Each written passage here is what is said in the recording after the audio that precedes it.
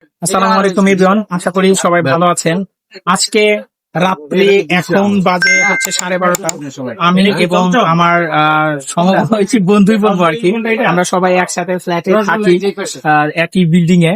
তো আজকে আমরা এসেছি হচ্ছে পূর্বাচলে এবং একটা মিষ্টির দোকানে। এখানে অনেকগুলো মিষ্টি দিতে পারছেন, বাট আমার খুবই কষ্ট হচ্ছে যে আমি একটা মিষ্টিও খেতে পাচ্ছি না, কারণ আমি ডায়েট করছি এবং এটা নিলে পুরো সপ্তাহে যে ওয়েটটাকে আমি কন্ট্রোল করেছি সেটা আসলে একদম ধূলিসাৎ হয়ে যাবে। এই জন্য এগুলোকে শুধু দেখে আমার দিতে হচ্ছে, কিন্তু আমি খেতে পারছি না।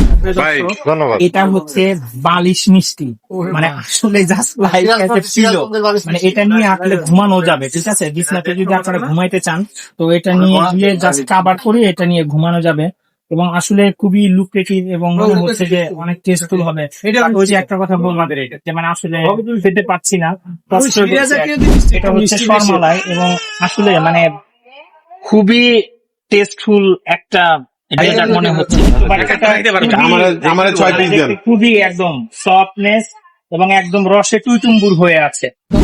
আপনারা যারা এই সুস্বাদু মিষ্টির স্বাদ নিতে চান তারা চলে আসবেন নাম্বার 1 নিউ মুসলিম সুইট। ভাইজান, আচ্ছা আমাদের এই মিষ্টিটা কোথায় তৈরি করেন? আমরা এই যে পিছনে লাইট বানাই।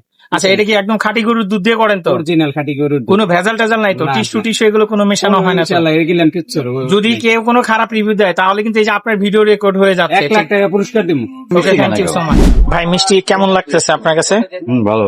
আপনি তো মুখে নেন নাই, মিথ্যা কথা বললেন একটা, এখন মুখে নিয়ে তারপরে বলেন, ঠিক আছে? আমি মুখে নিছি, পেটেও ঢুকে গেছি ভাই। কি ভাই, কেমন লাগলো? অনেক ভালো, খুব ভালো লাগছে, অনেক মজা। কি সফট? একটু খান না। না না, আমি খাবো না, থ্যাংক ইউ ভাই। দাদা, এটা কি নিছেন? এটা হচ্ছে কি বলে, ছানার চমচম, ছানা মিষ্টি। হ্যাঁ, আচ্ছা, কেমন লাগতেছে দাদা এটা?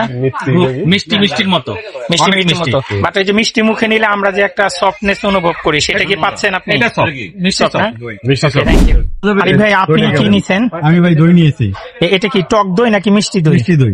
কেমন লাগতেছে আপনার কাছে? মিষ্টি লাগতেছে ভাই। আমি যে সিরাজগঞ্জের দই খাওয়াইছিলাম সেটা বেটার ছিল না এটা বেটার? মানে কোনটা বেটার?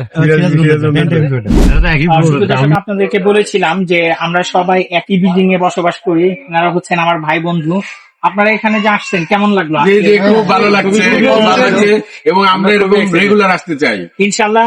এইভাবে আমরা এখানে আসবো এবং আজকে যে অফিস শেষে আমরা এখানে একত্রিত হয়েছি, আমরা প্রত্যেকটা মানুষই সারাদিন আমাদের কর্মব্যস্ততার মধ্যে থাকি, তো যখন এরকম কিছু সময় আমরা বের করতে পারি সেটা আমাদের মেন্টালি স্ট্রেস দূর করার জন্য এবং নেক্সট যে আমাদের কর্ম যেটা হবে সেটার জন্য যে একটা কর্মক্রিয়া, সেটা আমাদের এটাকে একটা জাস্ট লাইক যে ফিউল হিসেবে কাজ করে।